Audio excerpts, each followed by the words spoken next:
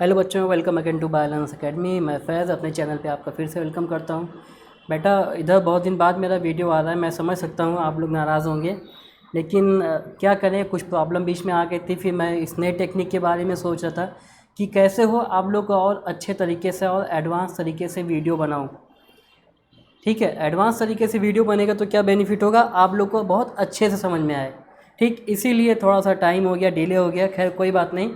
अभी देखिए, क्लास 10 का जो हमारा चैप्टर चल रहा है, क्लास 10 का हमारा जो चैप्टर चल रहा है लाइफ प्रोसेस। ज़्यादा टाइम वेस्ट नहीं करेंगे, सीधे वीडियो शुरू करते हैं, क्योंकि मेरी आदत नहीं है ज़्यादा टाइम वेस्ट करने की। ठीक है, तो ये जो प्रोसेस चल रहा है लाइफ प्रोसेस चैप्टर, इसका जो आखिरी टॉपिक है वो आखिरी टॉपिक है एक्सक्रीशन इन प्लांट्स। ये टॉपिक हम लोग पढ़ लेंगे, इसके बाद हमारा ये चैप्टर पूरा हो जाएगा। तो आप देख सकते हैं टोटल 10 वीडियो में हमने पूरा का पूरा एक चैप्टर कंप्लीट कर दिया है। ठीक है, तो जो लोग आज मेरे चैनल पे नए हैं वो मेरे पुराने वीडियोस को देख लें। जो पहली बार ये वीडियो देख रहे हैं क्लास 10 का, वो उनसे मैं रिक्वेस्ट करूँगा पिछले पुराने 9 पार्ट्स भी देख लें। तो और आप लोग को बता दें कि मेरे चैनल पे फ़िलहाल अभी क्लास 10th और क्लास 12th की क्लासेस चलती हैं।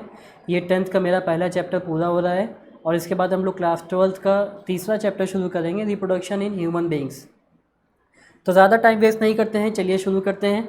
आज का हमारा जो टॉपिक है वो है एक्सक्रीशन। एक्सक्रीशन का मतलब आप लोग समझते हैं? हाँ, अगर मैं बात करूं कि एक्सक्रीशन क्या होता है तो आप लोग क्या कहेंगे? क्या कहेंगे बताइए। एक्सक्रीशन का देखिए मतलब होता है, एक मिनट, मेरी फ़ोटो आ रही होगी ना, डिस्टर्ब हो रहा है, चलिए मैं इसको हाइड कर देता हूँ। देखिए, एक्सक्रीशन का जो मतलब होता है वो होता है removal of waste material, removal of waste material outside the body. फिर वो चाहे प्लांट की बॉडी हो चाहे वो एनिमल की बॉडी हो, उसका रिमूवल जो होता है यही प्रोसेस कहलाती है एक्सक्रीशन। ठीक है, बस यहाँ पे इम्पॉर्टेंट चीज़ क्या है, बॉडी के बाहर, यानी कि हमारी बॉडी के बाहर जो भी हमारे बॉडी से वेस्ट मटेरियल निकल रहा है वो प्रोसेस कहलाती है एक्सक्रीशन। तो अब देखिए, जैसे हमारे बॉडी में तो हमने बताया था कि यूरिन है, कार्बन डाइऑक्साइड है, आपका क्या कहते हैं, स्वेट है, पसीना जो होता है। ठीक है, ये सारे एक्सक्रीटरी प्रोडक्ट होते हैं, ये हमारे बॉडी के लिए बेकार होते हैं, तो हम लोग एक्सक्रीशन करते हैं। एक्सक्रीशन करने के लिए हमने पढ़ा था कि हमारे पास किडनी होती है, किडनी में यूरिन फॉर्मेशन होता है, और भी चीज़ें हम लोगों ने देखी थी। ठीक, तो अब यहाँ पर देखिए क्या होता है, यहाँ पर जो प्लांट्स होते हैं, प्लांट्स में भी अलग अलग एक्सक्रीटरी प्रोडक्ट का फॉर्मेशन होता है। ये ध्यान दीजिएगा, प्लांट्स में भी एक्सक्रीटरी प्रोडक्ट बनते हैं, यानी कि ऐसे प्रोडक्ट जो प्लांट के लिए हार्मफुल होते हैं, प्लांट उनको अपनी बॉडी से बाहर निकाल देता है। ठीक है, यहाँ पर हम पहले एक्सक्रीटरी प्रोडक्ट की बात करें तो पहला एक्सक्रीटरी प्रोडक्ट है वाटर। आप लोगों को पता है कि जब रेस्पिरेशन होता है, यानी कि फोटोसिंथेसिस में शुगर बन गया, उस शुगर को तोड़ करके एनर्जी बनाई जाती है। तो जब शुगर को तोड़ करके एनर्जी बनाई जाती है तो वहाँ पर पानी भी बनता है। अब होता क्या है, प्लांट के अंदर जब पानी बहुत ज़्यादा हो जाएगा तो वो एक्सेस पानी जो होता है वो प्लांट के लिए हार्मफुल हो जाता है। ठीक है, तो वो उस एक्सेस पानी को प्लांट क्या करता है, प्लांट में एक प्रोसेस होती है जिसको हम लोग ट्रांसपीरेशन कहते हैं। क्या कहते हैं? ट्रांसपीरेशन। ट्रांसपीरेशन प्रोसेस के थ्रू प्लांट क्या करता है, जो प्लांट के अंदर एक्स्ट्रा पानी होता है उसको वो अपने इन्वायरमेंट में वाटर वेपर के फॉर्म में रिलीज़ कर देता है। ठीक है, वाटर का जब इवापोरेशन होगा, वाटर लिक्विड होता है, वाटर इवापोरेट होकर के वाटर वेपर बना लेगा। ठीक, और ये वाटर वेपर हमारे एयर में आ जाएंगी। ठीक है, तो ट्रांसपीरेशन प्रोसेस में होता क्या है, ट्रांसपीरेशन प्रोसेस में removal of excess water by the process of evaporation through stomata pores. हमारे प्लांट की जो लीफ होती है, पत्तियां होती हैं, उनमें छोटे छोटे पोर्स होते हैं, छोटे छोटे छेद होते हैं जिनको स्टोमेटा कहते हैं। जब स्टोमेटा खुलता है तो उसमें से कार्बन डाइऑक्साइड बाहर निकल आती है, और साथ ही साथ कार्बन डाइऑक्साइड भी बाहर निकलती है, ऑक्सीजन अंदर आती है, अंदर ऑक्सीजन बाहर जाती है। मतलब कि गैस का एक्सचेंज होता है, और जो एक्स्ट्रा पानी होता है वो प्लांट से बाहर निकल जाता है। ठीक है, तो लीफ के पास होता है स्टोमेटा पोर, और हमारी जो स्टेम होती है प्लांट के, जो प्लांट का तना होता है, उसके पास एक सेल्स होती है जिसको हम लोग लेंटी सेल्स कहते हैं। क्या कहते हैं? Lenticels. ये लेंटी सेल्स भी ओपन होती हैं और इनमें से एक्सेस पानी बाहर निकल जाता है। तो पहला प्रोडक्ट हमने क्या देखा, पानी देखा, पानी को हमने बाहर निकाल दिया। दूसरा जो प्रोडक्ट है वो है ऑक्सीजन। आप लोगों को पता है कि जब फोटोसिंथेसिस होती है उस टाइम पर ग्लूकोज बनता है, ऑक्सीजन बनता है, ठीक है, और वाटर वेपर बनता है। तो ये जो ऑक्सीजन होता है ये ऑक्सीजन प्लांट के लिए यूज़फुल नहीं होता है, प्लांट के लिए ये ऑक्सीजन बेकार होता है। तो प्लांट क्या करता है, प्लांट के लिए यूज़फुल नहीं होता है, ठीक है, ठीक, यूज़फुल नहीं होता है।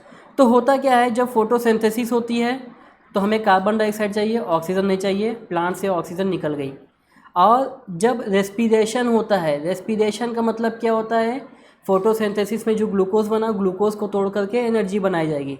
तो जब ग्लूकोज को तोड़ा जाता है, ग्लूकोज को तोड़ते वक्त, ग्लूकोज को तोड़ते टाइम क्या होता है, यहाँ पर ये जो कार्बन डाइऑक्साइड होती है ये प्लांट के लिए एक वेस्ट मटेरियल बनती है, ठीक है। तो प्लांट के लिए एक जगह पे कार्बन डाइऑक्साइड यूज़फुल है, एक जगह पर कार्बन डाइऑक्साइड बेकार है, ठीक।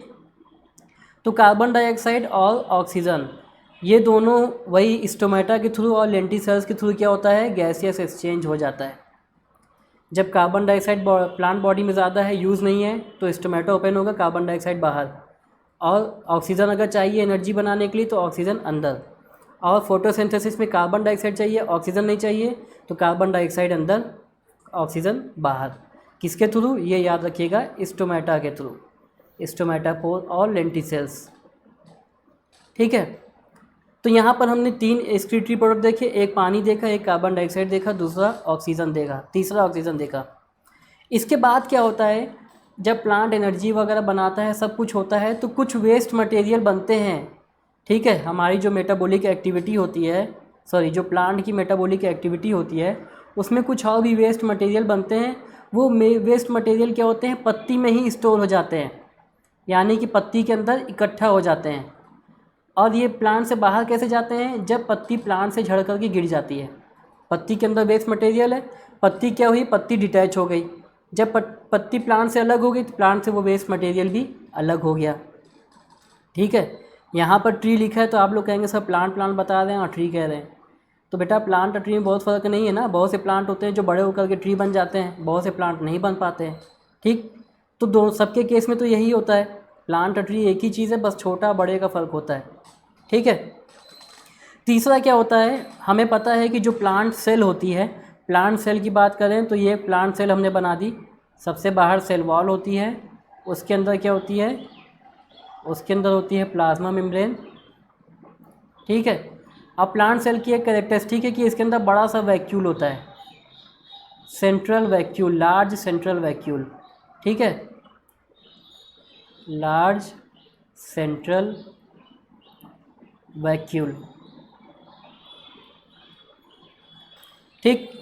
अब होता क्या है, जब सेल के अंदर मेटाबॉलिक एक्टिविटी होती है तो उस टाइम पर जो वेस्ट मटेरियल बनता है वो वैक्यूल में आकर के स्टोर हो जाता है, ठीक है, वैक्यूल के अंदर आकर के स्टोर हो जाता है और सेल की फंक्शनिंग को डिस्टर्ब नहीं करता है, ठीक। क्यों, क्योंकि जो वेस्ट मटेरियल इससे यहाँ वैक्यूल के अंदर है वो वैक्यूल के बाहर नहीं जा पाएगा। क्यों नहीं जा पाएगा, इसकी जो मेम्ब्रेन होती है टोनोप्लास्ट, ये इसको बाहर जाने से रोकती है, ठीक है। तो वैक्यूल की जो मेम्ब्रेन होती है वो मेम्ब्रेन क्या करेगी, वेस्ट मटेरियल को वैक्यूल से बाहर जाने से रोकेगी। इसके बाद कुछ और भी वेस्ट मटेरियल्स होते हैं। होता क्या है, जब जाइलम और फ्लोएम जो टिश्यू होती हैं, वो टिश्यू अल्टीमेटली क्या होता है, पहले यंग रहती हैं फिर ओल्ड हो जाती हैं। जब वो पुरानी हो जाती हैं, ओल्ड हो जाती हैं, तो वो वाटर का, मिनरल का कंडक्शन कम कर देती हैं, ठीक है। तो होता क्या है, रेजिन और गम ये भी वेस्ट मटेरियल बनते हैं प्लांट में। ये क्या होते हैं, ये जाइलम में जाकर के स्टोर हो जाते हैं। अब बाद में क्या होता है, बाद में जाइलम इनको प्लांट की सरफेस पे एक्सक्रीट कर देती है। यहाँ पर आप लोग देख रहे होंगे डायग्राम में, ये गम है और ये रेजिन है, इनको हम लोग यूज़ कर लेते हैं। इसके बाद रबर है, रबर भी वेस्ट मटेरियल होता है प्लांट के लिए, ठीक है।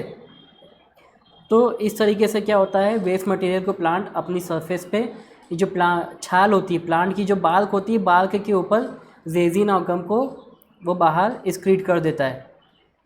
तो आप कहेंगे जब जाइलम टिश्यू ख़त्म हो गई तो प्लांट को पानी और वो कैसे मिलेगा ना, पानी कैसे मिलेगा। देखिए होता क्या है, जाइलम टिश्यू जो होती है ये रिप्लेस होती रहती है, पुरानी वाली ख़त्म हो जाएगी, नई वाली बन जाएगी, ठीक है। तो जो नई वाली बनेगी वो नई वाली क्या करेगी, पानी का ट्रांसपोर्ट करेगी, ठीक। इसके बाद क्या होता है, जो ज़मीन पर रहने वाले प्लांट हैं, टेरेस्ट्रियल प्लांट हैं, वो कुछ हाउ वेस्ट मटेरियल होता है जिसको डायरेक्टली वो सॉइल में एक्सक्रीट कर देते हैं, ठीक है। और प्लांट वाले पानी वाले प्लांट क्या करते हैं, एक्वेटिक प्लांट, ये जो कुछ वेस्ट मटेरियल होता है वो उसको पानी में सीधे डिफ्यूज़न प्रोसेस के थ्रू पानी में उसको रिलीज़ कर देते हैं, ठीक है।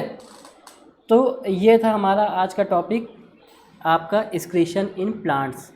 अब जाकर कि ये चैप्टर हमारा पूरा हो गया है, क्लास 10 का भी, क्लास 12 का 2 चैप्टर, क्लास 10 का 1 चैप्टर हो गया है। नेक्स्ट चैप्टर जो शुरू करेंगे हम अगले वीडियो में, वो हम करेंगे क्लास 12 का।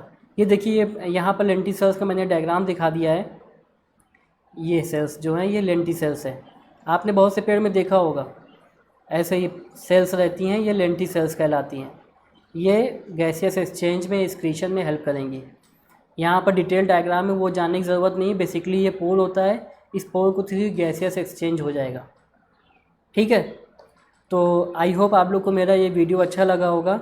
चैनल पे नए हैं तो चैनल को सब्सक्राइब कर लीजिएगा, वीडियो अच्छा लगे तो लाइक ज़रूर करिए, शेयर करिए, क्योंकि कहा जाता है ना शेयर इज़ केयर, ठीक। आपको ये वीडियो अच्छा लगा, आपको लगा कि हाँ ये जानकारी वाला है, हम किसी दूसरे को भेजें, उसको हेल्प मिल सकती है, उसकी जो कन्फ्यूज़न है वो दूर हो सकती है, उसको पढ़ने में आसानी हो सकती है, एग्ज़ाम में अच्छा स्कोर कर सकता है, ठीक है। तो आप उसको शेयर करेंगे, तो उसकी केयर करें आप, तभी तो शेयर कर रहे हैं, ठीक है। और मैं कुछ नहीं कहूँगा, तो आज का वीडियो यहीं ख़त्म करते हैं। अब नेक्स्ट चैप्टर के साथ, नेक्स्ट वीडियो के साथ आएंगे। आप लोग को मेरा जो नया तरीका है वीडियो बनाने का, ये कैसा लगा, इसको आप कमेंट सेक्शन में ज़रूर कमेंट करिएगा, ठीक है। और अभी मैं खुद ही कह रहा हूँ कि इसमें कुछ इम्प्रूवमेंट की ज़रूरत है, थोड़ा सा पीछे आप लोग को जैसे डार्क दिख रहा होगा, झिलमिलाहट जैसी, वो सब मैं सही करूँगा धीरे धीरे सारी चीज़ें अच्छी हो जाएंगी। तो आज का वीडियो यही ख़त्म करते हैं। Thank you and have a nice day.